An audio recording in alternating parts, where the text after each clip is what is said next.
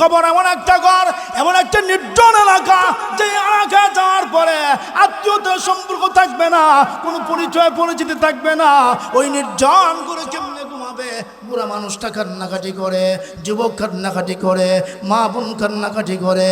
এই যে কবরের ভয়ে কান্দে, কেমনে কবরে থাকবো আর কেমনে কবরে ঘুমাবো, এই কথাটা নিয়ে যখন চিন্তা শুরু করে, এমনি আল্লাহর বান্দে ঘুম থেকে উইঠা দৌড় দে, না না আর ঘুমানো যায় না, আমার মালিক যে আমাকে ডাকতেছে, আমি যে মালিকের খুদরতি খুদমে মাথা ঝুঁকাইতে হবে। কথা বলুন ঠিক কিনা? এই জন্য রাবিয়া বছরে তিনি ডাক দিয়ে বলে, আমার আল্লাহ যে আমার পছন্দ করে, আমার আল্লাহ যে আমার ভালোবাসে, এটা আমি বুঝি। সুবহানাল্লাহ। রাবিয়াকে প্রশ্ন করা হলো, রাবিয়া তুমি কেমনে বুঝলে তোমার আল্লাহ তোমাকে পছন্দ করে? এমনি রাবিয়া ডাক দিয়ে বলে, আমার আল্লাহ যদি আমাকে পছন্দ না করবে, সকল মহিলাদের মাথা বালিশে, আর আমি রাবিয়ার মাথা আল্লাহর কুদরতি কদমে। সুবহানাল্লাহ। এইভাবে আল্লাহর কোন বান্দা বান্দি শেষ রজনীতে ঘুম থেকে উইঠা আল্লাহর আদালতে কুদরতি সেজদা দেয়া যখন কান্না শুরু করে, আর চোখের পানি পালায় বিনায় বিনায় কান্দে, আল্লাহ ডাক দেও, বান্দা বান্দি রে, আমি আহকামুল হাকিমিন, সব বরদাস্ত করতে পারি, সব সইতে পারি, কিন্তু তোর চোখের পানি বরদাস্ত করতে পারি না। ওরে বান্দা বান্দি, তুই যখন দা দা করে কান্না শুরু করে দিস, আর তোর চোখের পানিগুলি গাল পাবে যখন ঝর্ণার মতো পড়তে থাকে, আমি আমার রহমতি বরকতি দুইটা হাত বাড়াইয়া তোর চোখের পানিগুলি মুছে দে। আর ঘোষণায় কান্দিস না, তোর চোখের পানিগুলি নাকের ডগায় আসার আগে আগে আমি আল্লাহ তোর জিন্দেগির সকল গুনাহ মাফ করে দিলাম। মৃত্যু মানুষের জন্য অবধারিত। পৃথিবীতে মানুষ আস্তিক আর নাস্তিক যাই হোক, একটা বিষয়ের উপর সকলে একমত যে মরতে হবে নিশ্চিত। কথা বলুন ঠিক কিনা? আরো জোরে এখন ঠিক কিনা? আচ্ছা, মরণ কাহাকেও যদি আল্লাহ পাক নিতে চান, মৃত্যু যদি কাহার অনিবার্য হয়, এখানে বাধা দেওয়ার কোনো ক্ষমতা আছে? আরো জোরে এখন। এই মইন পুরা গ্রামবাসী মিলে যদি বাধা দেয়, আজরাইল মানবে? আরো জোরে এখন মানবে? চেয়ারম্যান সাহেবের নিষেধ, অন্তত এই মইন বাজার এলাকায় আসা যাবে? আরো জোরে এখন আসা যাবে? একথা যদি বলে, আজরাইল কি মানবে? না। আল্লাহর পক্ষ থেকে যখন নির্দেশ হয়ে যায়, যাও মুখ এলাকার তারা জান কবজ করে নিয়ে আসো, আল্লাহর পক্ষ থেকে নির্দেশ হতে দেরি হবে। আজরাইল আসবে, কাহার বাধা মানবে না, টান দিয়া জান কবজ করে আল্লাহর কাছে পৌঁছায়া দিবে। এই তো মরতে যেহেতু হবে, আল্লাহর আদালতে আমাকে হাজিরা দিতে হবে। কেমনে আমি মরব, কি অবস্থা আমার মরণের হবে? মরণের সময় কালিমা নসিব হবে কি হবে না? মৃত্যু আমার ভালো হবে কি হবে না? এই জন্য মৃত্যুকে বেশি বেশি স্মরণ করা, আল্লাহর কাছে কান্নাকাটি করা। মরতে তো হবে, মরণ লাগবে, কথা সত্য, কিন্তু মৃত্যু যেন হয় নামাজের সেজদায়, মৃত্যু যেন হয় নামাজের লক্ষ্যতে। কথা বলুন ঠিক কিনা? আরো জোরে করুন ঠিক কিনা? আল্লাহর নবীর সাহাবী হযরত উমর রাদিয়াল্লাহু তাআলা আনহু বয়স হয়ে গেছে, কথা বলতে পারে না, হাড়গুলি দুর্বল হয়ে গেছে, কিন্তু আল্লাহর আদালতে হাত বাড়া দোয়া করে, আল্লাহুম্মা রযুকনি শাহাদাতান ফি সাবিলিক ওয়াজআল মাউতি ফি বালাদি রাসূলিক।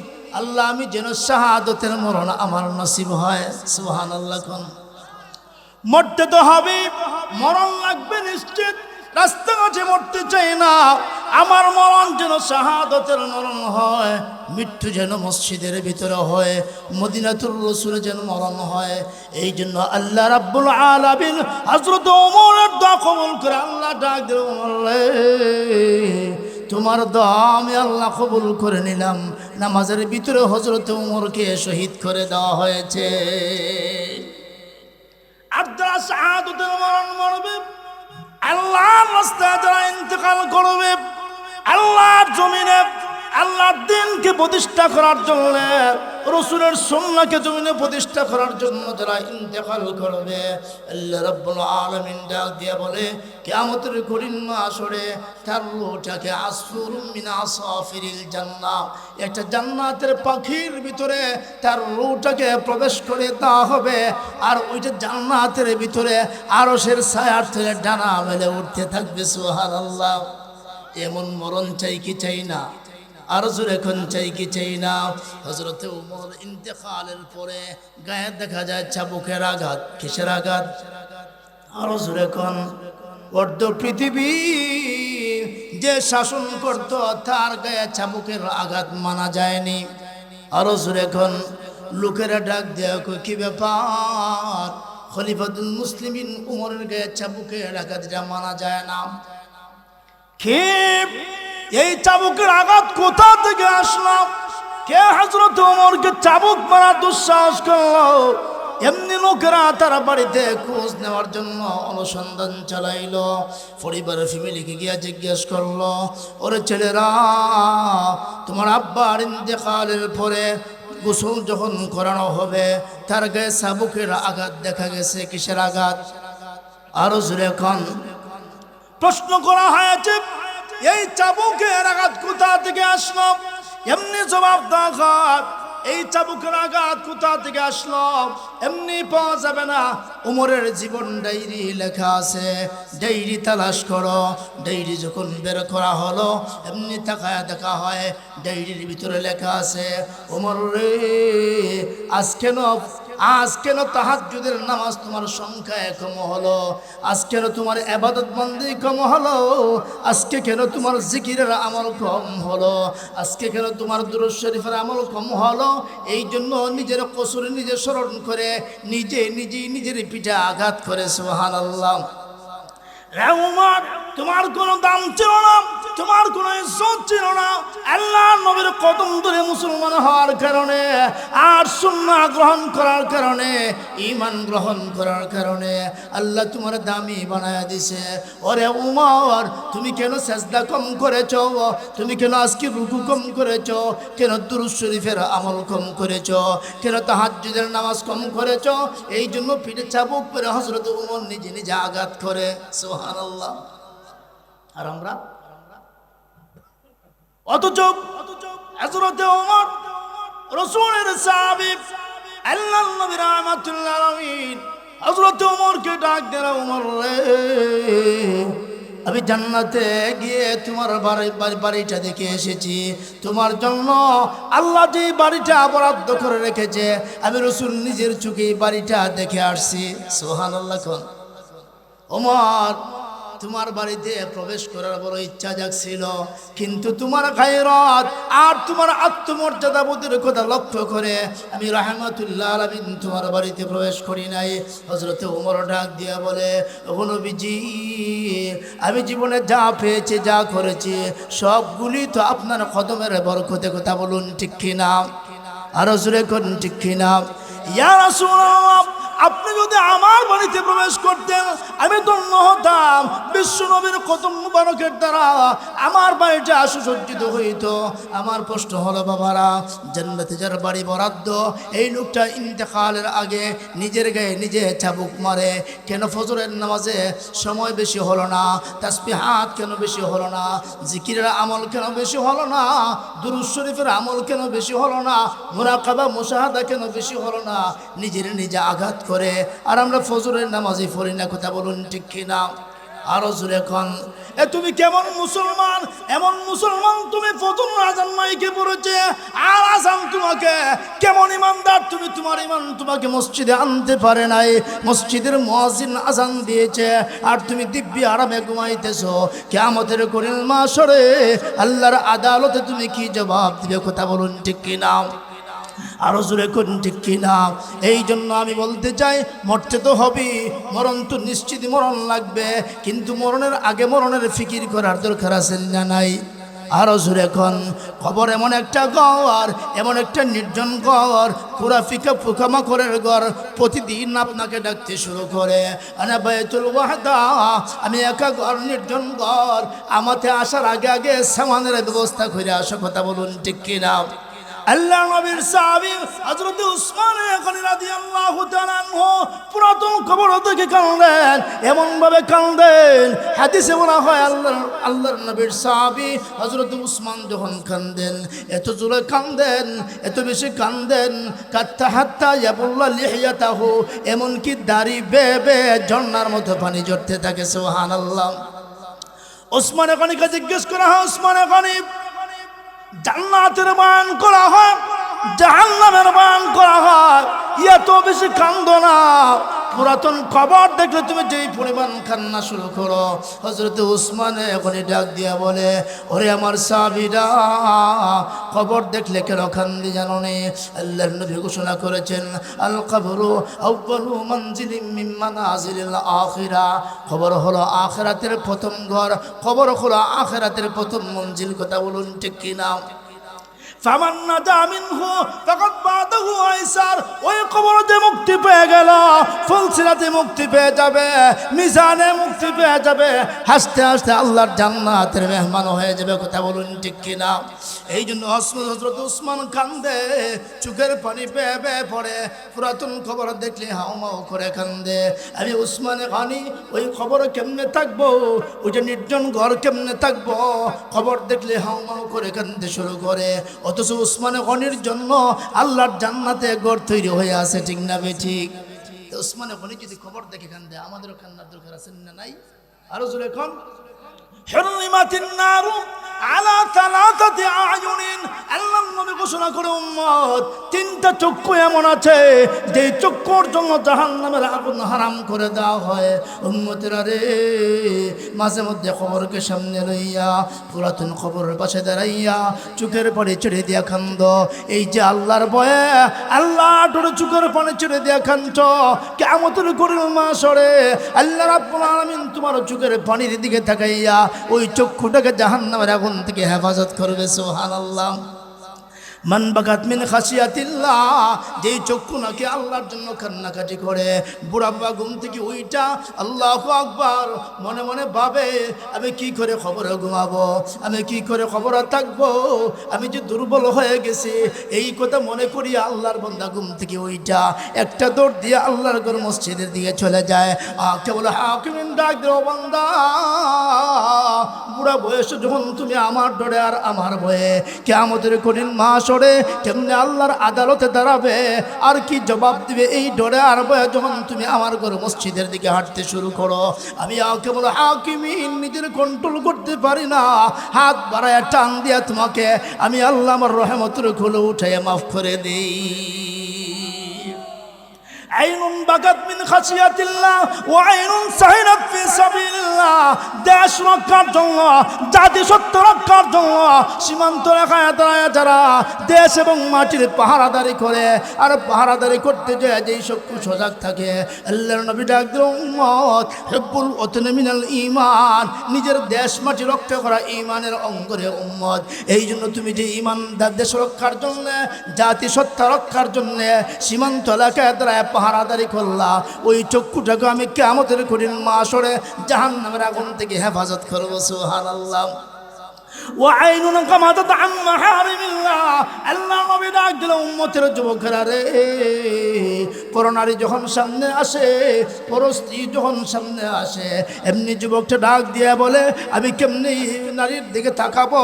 আল্লাহু আকবার। আমি যদি নারীর দিকে তাকাই কিয়ামতের কঠিন মাহশরে, আল্লাহ যদি আমাকে প্রশ্ন করে, যুবক, চোখ আমার দেওয়া আমানত, ওই আমানত তুমি কেন ওইরকম পরনারীর দিকে নিক্ষেপ করেছো? কি জবাব দিব?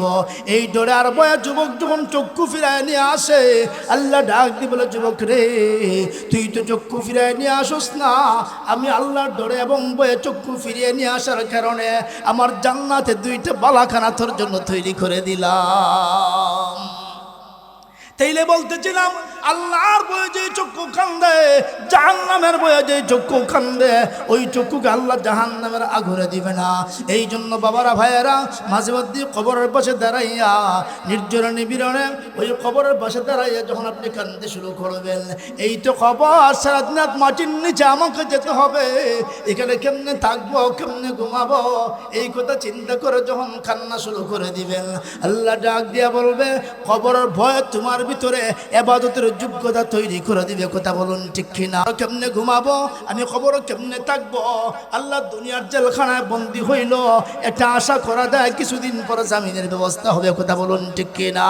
আত্মীয় স্বজন দেখতে চলে যায়, মাদ্রাসার মুতামিম সাহেব তিনি বলেন আমার মহল্লার লোকটা মাদ্রাসা মসজিদের সাথে বড় সম্পর্ক ছিল, আজকে জেলখানায় বন্দী হয়ে গেছে, শিক্ষকদের নিয়ে পরামর্শ করে আপনাকে দেখার জন্য যায়, সাথে আবার হাদিয়া কিছু নিয়ে যায়। কথা বলুন ঠিক কিনা?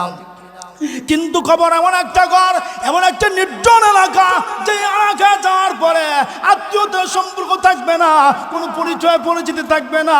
ওই নির্জন করে কেমনে ঘুমাবে? বুড়া মানুষটা কান্নাকাটি করে, যুবক কান্নাকাটি করে, মা বোন কান্নাকাটি করে। এই যে কবর বয়ে কান্দে, কেমনে কবরে থাকবো আর কেমনে কবরে ঘুমাবো, এই কথাটা নিয়ে যখন চিন্তা শুরু করে, এমনি আল্লাহর বান্দে ঘুম থেকে উইটা দৌড় দে, না না আর ঘুমানো যায় না, আমার মালিক যে আমাকে ডাকতেছে, আমি যে মালিকের খুদরতি খদমে মাথা ঝুঁকাইতে হবে। কথা বলুন ঠিক কিনা? এই জন্য রাবিয়া বছরে তিনি ডাক দিয়ে বলে আমার আল্লাহ যে আমার পছন্দ করে, আমার আল্লাহ যে আমার ভালোবাসে, এটা আমি বুঝি। সুবহানাল্লাহ। রাবিয়াকে প্রশ্ন করা হলো, রাবিয়া তুমি কেমনে বুঝলে তোমার আল্লাহ তোমাকে পছন্দ করে? এমনি রাবিয়া ডাক দিয়ে বলে আমার আল্লাহ যদি আমাকে পছন্দ না করবে, সকল মহিলাদের মাথা বালিশে, আর আমি রাবিয়ার মাথা আল্লাহর কুদরতি কদমে। সুবহানাল্লাহ। এইভাবে আল্লাহর কোন বান্দা বান্দি শেষ রজনীতে ঘুম থেকে উইঠা আল্লাহর আদালতে কুদরতি সাজদা দেয়া যখন কান্না শুরু করে আর চোখের পানি পালায় বিনায় বিনায় কান্দে, আল্লাহ ডাক দেও বান্দা বান্দি রে, আমি আহকামুল হাকিমিন, সব বরদাস্ত করতে পারি, সব সইতে পারি, কিন্তু তোর চোখের পানি বরদাস্ত করতে পারি না। ওরে বান্দা বান্দি, তুই যখন দা দা করে কান্না শুরু করে দিস আর তোর চোখের পানিগুলি গাল ভাবে যখন ঝর্ণার মতো পড়তে থাকে, আমি আমার রহমতি বরকতি দুইটা হাত বাড়াইয়া তোর চোখের পানিগুলি মুছে দে, আর ঘোষণায় কান্দিস না, তোর চোখের পানিগুলি নাকের ডগায় আসার আগে আগে আমি আল্লাহ তোর জিন্দেগির সকল গুনাহ মাফ করে দিলাম। বাবা কান্নার দরকার আছেন না নাই? আরো জোরে এখন যে কথাটা বলতেছিলাম, মরতে তো হবে, বিশ্বাস করেন তো? মরণ লাগবো। তিনটা প্রশ্ন খবর হবে কি? তিনটা প্রশ্ন খবর হবে কি? সংক্ষিপ্ত বলছি। একটা প্রথম প্রশ্ন, মার রব্বকে, তোমার রবকে, তোমার রবকে। এখন আপনি 5 ওয়াক্ত নামাজ পড়েন, ফজরে রুকুতে যায় সুবহান রাব্বিয়াল আযীম, সাজদা যায় সুবহান রাব্বিয়াল আলা, যোহরে রুকুতে যায় সুবহান রাব্বিয়াল আযীম, আবার সাজদা যায় সুবহান রাব্বিয়াল আলা, আসরে আবার সুবহান রাব্বিয়াল আযীম, আবার সাজদা যায় সুবহান রাব্বিয়াল আলা। রবের ট্রেনিং হচ্ছে কি হচ্ছে না? আরো জোরে কোন। আপনি জোহর পড়লেন, আসরে মারা গেলেন, মাগরিবের আগে আপনাকে খবর শোয়া দেওয়া হবে। কথা বলুন ঠিক কিনা? আপন স্ত্রী গড়ে রাখতে চায় না, ছেলে গড়ে রাখতে চায় না, অথচ আপনার সাজানো ঘর এবং সাজানো বাড়ি। কথা বলুন ঠিক কিনা?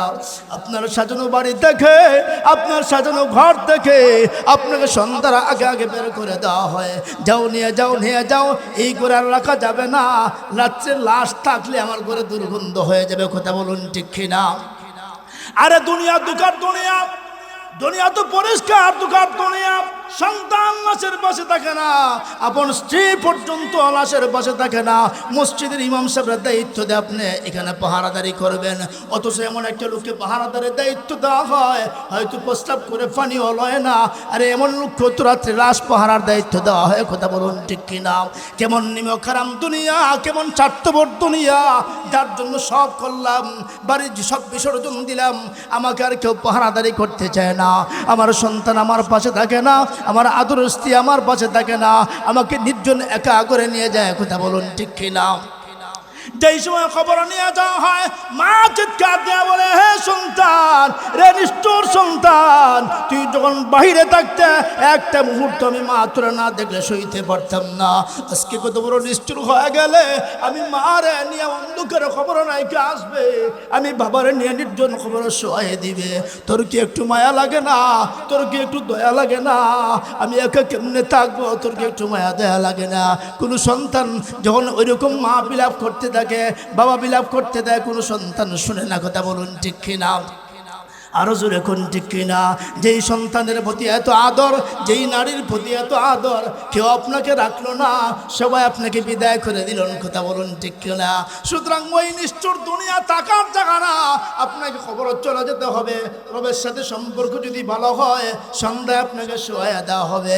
যেই মাত্র খবর সোয়া দেওয়া হবে, ফাইজুল সাবিহি আপনাকে বসানো হবে। আতাহু মালাকানে, দুজন ফেরেশতা আপনার সামনে হাজির হয়ে যাবে। সুবহানাল্লাহ। আয়েশাই প্রথম প্রশ্ন, আমার রব্বুকা, তোমার রবকে, রব তোমার কে? যেই মাত্র প্রশ্ন করবে, রবের সাথে আপনার সম্পর্ক যদি ভালো হয়, আল্লাহর সাথে তাআল্লুক মা আল্লাহ যদি হয়, আল্লাহর মারিফতের নূর যদি আপনার ভিতরে থাকে, আপনি সুন্দর করে জবাব দিবেন, রব্বি আল্লাহ।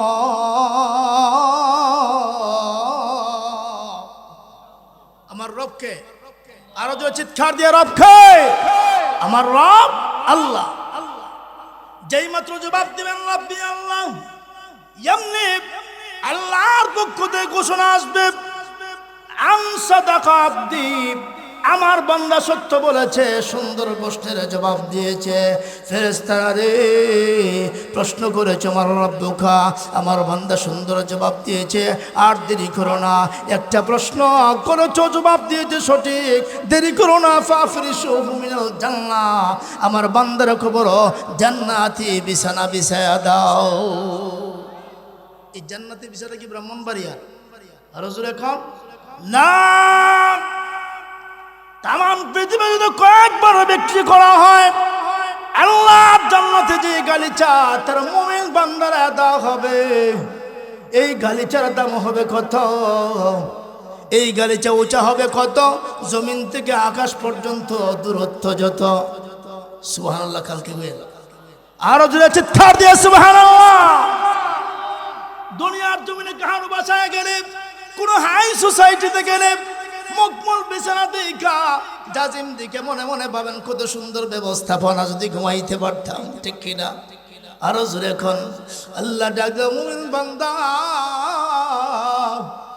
নামাজ পড়ে আমার কাছে আসো, ইবাদত বন্দেগীতে জীবনটা সাজায় আমার কাছে আসো, মসজিদ মাদ্রাসার সাথে সম্পর্ক লাগিয়ে আমার কাছে আসো, কোরআন আর জিকির নিয়ে আমার কাছে আসো, দুরূদ শরীফের আমল নিয়ে আমার কাছে আসো। আসতে দেরি হবে, তোমার কবরটাকে প্রশস্ত করে বিছানা বিছায়া দিতে দেরি হবে না। ঠিক কিনা?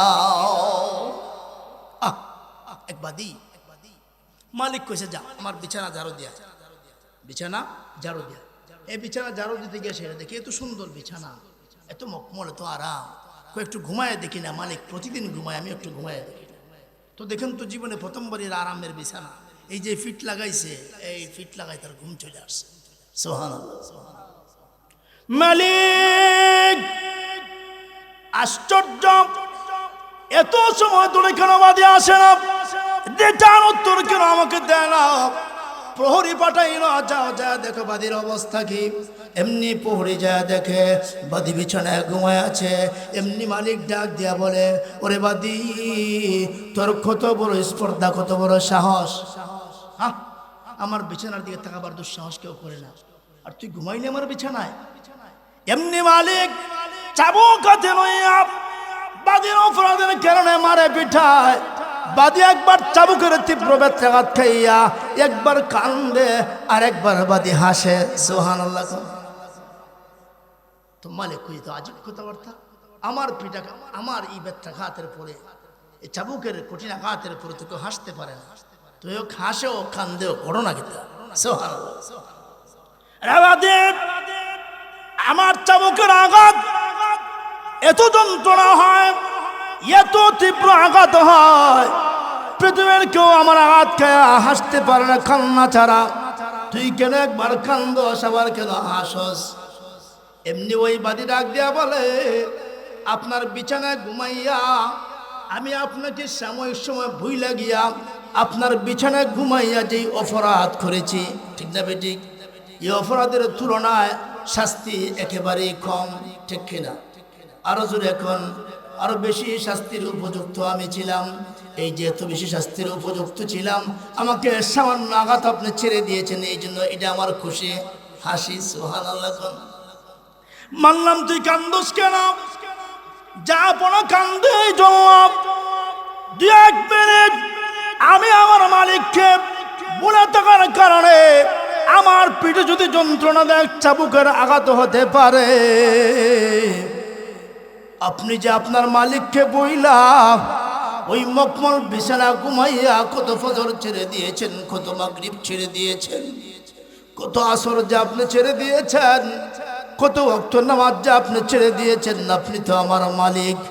না জানি আল্লাহর আদালতে, আল্লাহর কুদরতি আদালতে আপনার অ্যাকাউন্টে কি পরিমাণ বেত্রাঘাত জমা হয়ে আছে। আপনি যেহেতু আমার মালিক, আমি যখন এই কথাটা শুনি আর এই কথাটা অনুভব করলে চোখে পানি ধরে রাখতে পারি না। মালিক কয়, আমার অন্তর চক্ষু তুই খুলে দিলে, আসলে তো আমি আমার মালিককে ভুলে বয়ে রয়েছি, ঠিক কিনা? আর ওদের এখন ঠিক কিনা? আর আজকে আমরা মালিক বলছি কি বলছি না? আর না, এখানে যতগুলি মানুষ আছে আমার ধারণা আপনারা সকলে এশারার নামাজ পড়েছেন। এমনও তো 2-4 জন আছে যে এশারটা পড়ে নাই। আর ওদের এখন এই যে ঘুমাইবে যাইয়া তাও পড়বে না, আছে কি আছে না? মনে মনে নিয়ত করছে যা করে আল্লাহ ফজর না এমন।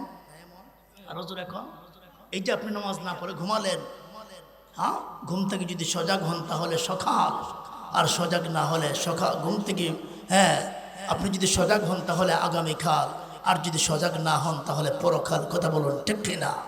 আরো জোরে কোন ঠিক কিনা? এই জন্য ঘুমাইতে যখন তুমি যাইবা আর দেরি করো না। এশারের নামাজ কমপ্লিট করার পর বান্দা তুমি বিছানায় চলে যাও।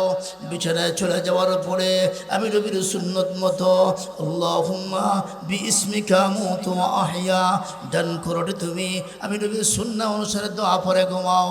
ওরে বান্দা বান্দি, কেবল হাকিমিন ডাক দিয়ে বলে, নবীর সুন্নত অনুসারে যদি ঘুমাও, তুমি যে ফজর পর্যন্ত ঘুমাইলা, এই ঘুমটাও ইবাদতে আমি আল্লাহ শামিল করে নিব। সুবহানাল্লাহ। আবার আল্লাহ ঘুম পাড়াইছে। আরে দুনিয়াতে মশারি যে আমরা টানাই, মশারি এত ছোট ছোট ছিদ্র, এরপর আমরা মশার ভয়ে আমরা মশারি টানায় রাখি। কথা বলুন ঠিক কিনা? আবার দেখা যায় এরপর 2-1টা ছিদ্র দেওয়া ঢুকে না। আরো জোরে এখন 2-1টা ঢুকলো তো সারা রাতের ঘুম হারাম, ঠিক কিনা? পেরেশানি করে এসে ঘুমাইছে। আল্লাহ কলকারখানা চালায় এসে ঘুমাইছে, কিন্তু একটা মশায় তার ঘুম হারাম করে দিয়েছে। আছে কি আছে না? এখানে এত বড় মানুষটা ছোট্ট একটা মশার কাছে দুর্বল কি দুর্বল না? আর জোরে এখন আমার ভাইরা বাবারা, এই যে একটা ছোট্ট মশা, এই ছোট একটা ছিদ্র দিয়ে ঢোকার সুযোগ পাইল, অথচ এর চেয়ে বড় ছিদ্র আপনার কানে আছে কি আছে না? নাকের ছিদ্র আছে কি আছে না? ইচ্ছা করলে পোকামাকড় ঢুকতে পারতো কি পারতো না? কিন্তু কেবল হাকিম ডাক দিল না, আমার বান্দা ঘুমাবে, ফজরের নামাজ ঘুম থেকে ওইটা পড়বে, ঠিক কিনা? এই জন্য আল্লাহ 1 2 4 জন ফেরেশতা নির্ধারণ করে দেয়, খবরদার আমার বান্দা এখন থেকে নিয়ে ফজর পর্যন্ত ঘুমাবে। ফজরের সময় ঘুম থেকে ওইটা আল্লাহর ঘরে মসজিদের দিকে রওনা দিবে। তোমরা 4 জন এখানে দাঁড়ায় থাকবা, তার নাকের ছিদ্র দিয়া, কানের ছিদ্র দিয়া যেন কোনো পোকা আমাকে ঢুকতে না পারে। কথা বলুন ঠিক কিনা? এবার ভাইরা, যে আল্লাহ এত আদর করে ঘুম পাড়াইলো, এত ভালোবাসা আমাকে আরামের ঘুম পাড়াইলো, আমি কত বড় নিমুখানা। ফজর আজান মাইকে শুরু হয়ে গেল, আমি ঘুমায় গেলাম, নামাজে শরীক হইলাম না। কি জবাব দিব আল্লাহর সামনে? কি জবাব দিব কিয়ামতের কঠিন আদালতে? ওই রকম ভাবে এই কথার ভয় অন্তর জাগ্রত কইরা মুমিন বসে থাকতে পারে না। লাভ দিয়া শরীর থেকে কম্বল লেপ সরাইয়া একটা দৌড় দিয়ে আল্লাহর ঘরের দিকে চলে যায়। কথা বলুন ঠিক কিনা? আল্লাহর নবী ডাক দিল, উম্মত ওয়া কাসরাতুল খুতা ইলাল মাসাজিদ। তুমি যখন ঘরের দিকে, আমার ঘরের দিকে কোন কোন কদম দিয়া দৌড়াও রে উম্মত, তোমার লাভ আছে তুমি জানো। ইয়ারফাউল্লাহু বিহি, আল্লাহ রাব্বুল আলামিন, আল্লাহর রাসূল বলেন আল্লাহু আকবার, এক একটা কদমে কদমে তোমার এক একটা গুনাহ মহান আল্লাহ মাফ করে দেয়। সুবহানাল্লাহ। ওয়ারফাউল্লাহু বিহি দারাজাত, এক একটা কদমে কদমে এক একটা দরজা তোমার বুলন্দ করে দেয়। সুতরাং মুমিন যে, ইমানদার যে আরামের ঘুমে বসে থাকতে পারে না, আরামের ঘুমে বিমূঢ় থাকতে পারে না, দৌড় দিয়ে আল্লাহর করে আল্লাহর কুদরতি কদমে সাজদার জন্য রেডি হয়ে যাও। কথা বলুন ঠিক কিনা? যে কথা বলতেছিলাম, আল্লাহু আকবার, প্রথম প্রশ্ন করা হবে মার রাব্বুকা, তোমার রবকে। যখন প্রশ্নের জবাব দেওয়া হবে, বলা হবে আমার বান্দার খবরে ফাফরিশুহু মিনাল জান্নাহ, জান্নাতের একটা লিবাস বিছায়া দাও। সুবহানাল্লাহ। জান্নাতের পরশ বিছানা বিছায়া দাও। এমনি বান্দার খবরে জান্নাত থেকে একটা সুন্দর বিছানার ব্যবস্থাপনা করা দেওয়া হবে। চাই কি চাই না? আর যখন চাই কি চাই না? 2 নম্বর প্রশ্ন করা হবে, বান্দারে তোমার 2 নম্বর প্রশ্ন, 2 নম্বর প্রশ্ন করা হবে তোমার দিন কি, তোমার ধর্ম কি, তোমার দিন কি ছিল, কোন ধর্মের অনুসারী তুমি ছিলে। ওমান দিনুকা, তোমার দিন কি। এমনি বান্দা দিনের সাথে সম্পর্ক ভালো, ইসলামের সাথে সম্পর্ক ভালো, ইমানের সাথে সম্পর্ক ভালো, ইসলামের সবগুলি রুকুন আদায় করতে পারে না, কিন্তু মনে প্রাণে বিশ্বাস করে। কথা বলুন ঠিক কিনা? এই বাবা, আয-যাহিরু উনওয়ানুল বাতিন, ঈমান ভিতরে থাকে, ইসলাম বাইরে থেকে। কথা বলুন ঠিক কিনা? আপনি বলছেন লা ইলাহা ইল্লাল্লাহ মুহাম্মাদুর রাসূলুল্লাহ, এটা আপনার ঈমানের ব্যাপার, এটা আপনার অন্তরাত্মার ব্যাপার। আল্লাহু আকবার। কিন্তু বাহ্যিকভাবে কিছু নমুনা আছে যেটা আপনার মুসলমান বোঝায়। কথা বলুন ঠিক কিনা? আপনার মুখে লম্বা দাড়ি আছে, মাথায় টুপি আছে, লম্বা পাঞ্জাবি আছে, প্রমাণ হয় আপনি নবীর উম্মত মুসলমান। কথা বলুন ঠিক কিনা? এই যে নবীর উম্মত মুসলমান দাঁড়িয়ে রাখলো, ওই দাড়িতে 2 রাত চপেটাঘাত করলো কোনো পুলিশ অথবা কোনো লোক, এরকম দাড়িকে বেইজ্জত করলো, আপনি দীপ্ত কণ্ঠে তার প্রতিবাদ করলেন। কথা বলুন ঠিক কিনা? নবীর সুন্নাহ দাড়ি, এই দাড়িকে নিয়ে কেউ মজা করতে পারবে না, টুপি নিয়ে কেউ খেলা করতে পারবে না, নবীর লিবাস পাঞ্জাবি নিয়ে কেউ খেলা করতে পারবে। তুমি থাকবে আর না হয় আমি থাকবো, কিন্তু ইসলামের বিরুদ্ধে, নবীর পাঞ্জাবের বিরুদ্ধে কোনো কথা বলতে দিব না। কথা বলুন ঠিক কিনা?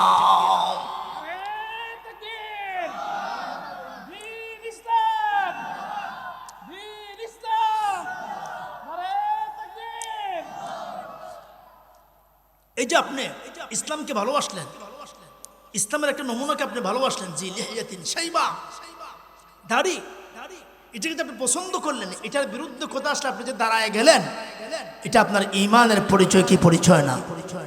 কিয়ামতের কঠিন মাসরে এই ক্ষুদ্র একটা কাজকে যদি আল্লাহ পছন্দ করে, আপনার নাজাতের ওসিলা বানায় দিবে। কথা বলুন ঠিক কিনা? আর জোরে কোন ঠিক কিনা? এই যে আপনি রাসূলের সুন্নাহ দাঁড়িয়ে রাখলে, আপনি এই দাঁড়িয়ে নিয়ে যদি আল্লাহর আদালতে যান, যেই সময় ফেরেশতারা গ্রেফতার করে জাহান্নামের দিকে নিয়ে যাবে, এমনি রাসূল ডাক দেবেন, আরে না, এটা দিয়ে আমার নমুনা, আমার উম্মত। ঠিক কিনা?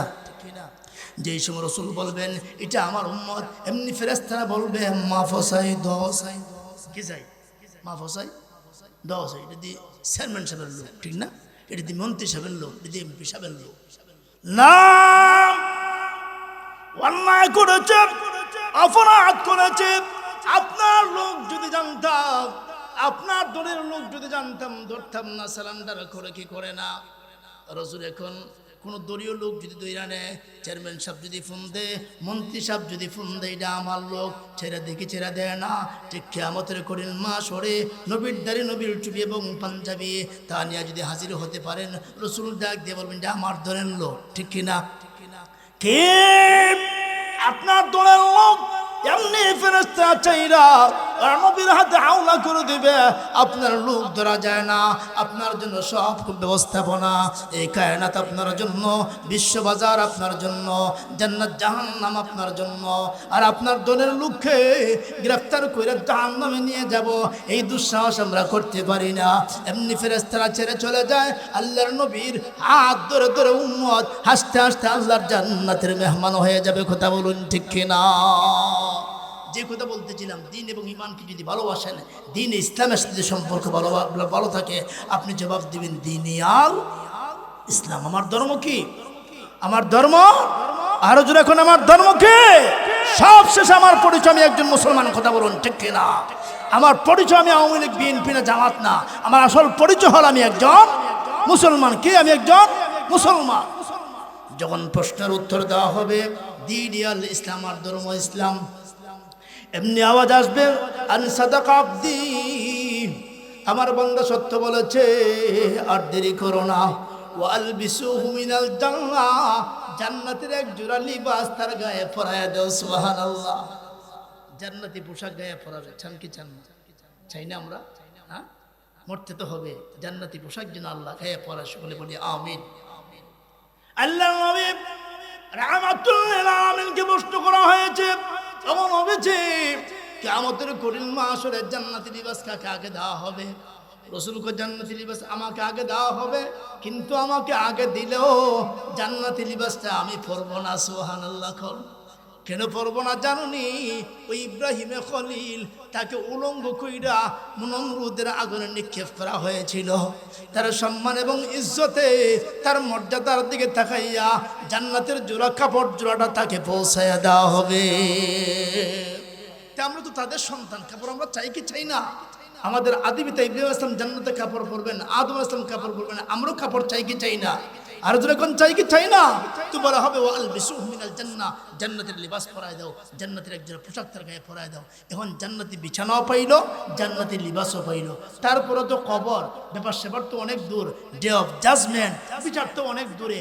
তখন এই বাকি দিনগুলি কেমনে থাকবে? আবার প্রশ্ন করা হবে মান হাদার রাজুলুল্লাযী বুইসা ফীকুম। এই যে আপনার আমার নবী রাহমাতুল্লাহ আলামিন, যাকে আমরা কলিজার চেয়ে বেশি মহব্বত করি, কথা বলুন ঠিক কিনা? আমার নবী হায়াতুন নবী, জিন্দা নবী, রওজা শরীফে ঘুমায় আছেন। ওহুম ইউসাল্লুনা, তারা কবরে দাঁড়ায় দাঁড়ায় আল্লাহর আদালতে নামাজ পড়তেছেন, কথা বলুন ঠিক কিনা? প্রশ্ন করা হবে মান হাদার রাজুল আল্লাযী বুইসা ফীকুম, ওনাকে চেনো নি? এমনি চার দিয়ে তাকাইয়া মুস্কি আসি দিয়া ডাক দিয়ে বলবে, এই নবীর জন্যই তো জীবন দিতে পর্যন্ত প্রস্তুত ছিলাম, কথা বলুন ঠিক কিনা? নাস্তিকেরা শাহবাগে আমার নবীর কলঙ্ক লেপন করেছে, আমার নবীর সঙ্গে বেয়াদবি করেছে, মাদারিসে কওমিয়া তার দাঁত ভাঙা জবাব যুগে যুগে দিয়ে আসছে, কথা বলুন ঠিক কিনা? আরো জোরে কোন ঠিক কিনা? শুধু শুধু সেখানে কেন, এখনো যদি আমার নবীর বিরুদ্ধে কোনো কথা আসে, দ্বীন এবং ঈমানের বিরুদ্ধে কথা আসে, মসজিদ মাদ্রাসার বিরুদ্ধে কথা আসে, মাথায় কাফন বেঁধে তাদের বিরুদ্ধে লড়াই করার জন্য কারা কারা যেন হাত তুলে আল্লাহকে দেখান। আল্লাহু আকবার। দ্বীন ইসলাম জিন্দাবাদ জিন্দাবাদ। আল কোরআনের আলো করে করে জানো, নাস্তিকেরা সাবধান, হুঁশিয়ার সাবধান। নারে তাকবীর, আল্লাহু আকবার। এই যে দেখছেন না, মুসলমানদের বিরুদ্ধে একদল লেগে গেছে। কেমনে মুসলমানকে ধ্বংস করা যায়, কথা বলুন ঠিক কিনা? আর যখন ঠিক কিনা, কিভাবে ইসলামকে ধ্বংস করা যায়, মুসলমানকে ধ্বংস করা যায়, মুসলমানদের আমলে কালিমা নিপন করা যায়, এই ধরনের ষড়যন্ত্র চলছে কি চলছে না? কিন্তু আমি আপনাদেরকে বলি, যদি ঈমান নিয়ে দাঁড়িয়ে যায়, আল্লাহু আকবরের ধ্বনি নিয়ে যদি মুসলমান সামনে বাড়ে, আর যদি ঈমান এবং ইসলামের শক্তি নিয়ে যদি সামনে বাড়ে, শাহজালাল মুজাদ্দিদের সেই তরবারি নিয়ে যদি সামনে বাড়ে, ওমর বিন খালিদ ইবনে ওয়ালিদ এবং ওমর ইবনে খাত্তাবের তরবারি নিয়ে যদি সামনে বাড়ে, কোন নাস্তিক আর মুরতাদ ইসলামের বিরুদ্ধে, মুসলমানদের বিরুদ্ধে, মসজিদ মাদ্রাসার বিরুদ্ধে চোখ তুলে তাকাবার দুঃসাহস করতে পারবে না, কথা বলুন ঠিক কিনা? আরো জোরে বলতে হবে মুসলমান ঠিক কিনা? তাহলে আমরা সজাগ আছি তো ইনশাআল্লাহ? আসুন শেষ কথা, মান হাদার রাজুল আল্লাযী বুইসা ফীকুম, কে তোমাকে তুমি চিনো নি? ওনাকে তুমি চিনো নি? উনিকে তুমি চিনতে পারো নি? এমনি জবাব দেওয়া হবে, হ্যাঁ আমি চিনি। কি চিনো? এমনি জবাব দিবে মুহাম্মদুর রাসূলুল্লাহ সাল্লাল্লাহু আলাইহি ওয়াসাল্লাম। জবাব দিবে মুহাম্মদুর রাসূলুল্লাহ সাল্লাল্লাহু আলাইহি ওয়াসাল্লাম, উনি তো আমার নবী, কথা বলুন ঠিক কিনা? যেই মাত্র বলবে উনি তো আমার নবী, এমনি বলা হবে আর দেরি না, ওয়াফতাহু লাহু বাবান ইলাল জান্নাহ, কবর থেকে জান্নাত পর্যন্ত একটা সোজা গেট খুইলা দাও, একটা দরজা খুইলা দাও, একটা সুন্দর ভিআইপি গেট খুইলা দাও। আমার বান্দা কবরে ঘুমায় ঘুমায় যেন ওই বিচার কার্য শুরু হওয়ার আগ পর্যন্ত জান্নাতের সকল স্নিগ্ধ বাতাস আর জান্নাতের আরামের বাতাস খেয়ে কবরে অবস্থান করতে পারে। সুবহানাল্লাহ। তাহলে এই যে নিয়ামতগুলি আমরা মরার পরে চাই কি চাই না, চাই কি চাই না? এই জন্য মাঝে মধ্যে মৃত্যু স্মরণ থাকা, মৃত্যুকে স্মরণ করা, খুব বেশি বেশি মৃত্যুকে স্মরণ করা। কেন? আল কাবরু রাউযাতুম মিন রিয়াজিল জান্নাহ আও হুফরাতুম মিন হুফারিন নার। কবরটা কারোর জন্য জান্নাতের বাগান, আবার কারোর জন্য জাহান্নামের গাড়া। এই জন্য কবরে যেতে হবে, শুইতে হবে, এটা নিশ্চিত সত্য। এই জন্য কবর যাতে সুন্দর হয়, কবরটা যেতে ভালো হয়, মরণটা যেতে ভালো হয়, মরণ যেন শান্তির মরণ হয়, হসপিটালে ক্লিনিকে রাস্তাঘাটে মরণ যেন না হয়, মরণ যেন মদিনাতুর রাসূলে হয়, মরণ যেন শাহাদাতের মরণ হয়, মরণের সময় যেন কালিমা নসিব হয়। আমরা সকলে বলি আমিন, আরও জোরে চিল্লায় বলি আমিন। অল্প সময়ে এই মরণ সম্পর্কে কিছু কথা যা বললাম, প্রথমত আমাকে আপনাদের সকলকে আমল করার তৌফিক আল্লাহ পাক দান করুন, সকলে বলি আমিন। এই মাদ্রাসা দিন বদিন তার তারাক্কি আমরা কামনা করছি। মাদ্রাসাতে সম্পৃক্ততা আমরা রাখবো, সন্তান দিয়ে, চিন্তা চেতনা দিয়ে, নিজের দান দক্ষিণের মাধ্যমে মাদ্রাসাকে আগায় নেওয়ার চেষ্টা করব। আল্লাহ তাবারক ওয়া তাআলা আমাদের সকলকে গভীর রাত পর্যন্ত যে কথাগুলি শুনছি আমল করে বাকি জীবনটা দ্বীন এবং ঈমানের উপর চলার তৌফিক দান করুন, সকলে বলি আমিন। নাসরুম মিনাল্লাহ ওয়া ফাতুন করিব ওয়া মা আলাইনা ইল্লাল বালাগ। আসসালামু আলাইকুম ওয়া রাহমাতুল্লাহি ওয়া বারাকাতুহু।